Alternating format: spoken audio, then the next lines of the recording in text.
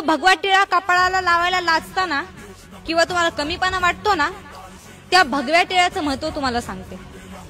अहो, मुस्लिम धर्माचा माणूस जर ओळखायचा असेल ना तर त्यांना ओळख करून द्यावी लागत नाही की मी मुस्लिम आहे.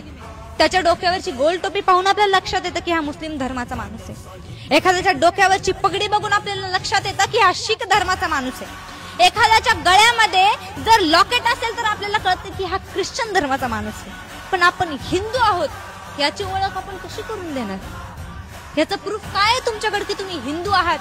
कारण तुम्हाला कपाळाला गंध लावायची तर लाज वाटते, कमीपणा वाटतो. का कमीपणा वाटावा? अरे छत्रपती शिवाजी महाराजांनी, धर्मवीर संभाजी महाराजांनी आपल्या प्राणाचा त्याग केला हा हिंदू धर्म वाचवण्यासाठी, आणि तुम्हाला लाज वाटते कपाळाला गंध लावायची? अरे मुलांनो, कपाळाला जर तुम्ही भगवा टिळा लावलात ना आणि मुलींनी जर कपाळाला कुंकू लावलं ना तर समोरून येणारा एक दुसराच हिंदू मनुष्य तुम्हाला जय शिवराय आणि जय श्रीराम म्हणल्याशिवाय पुढे जाणार नाही. हे आपल्या भगव्या टिळ्याचं महत्व.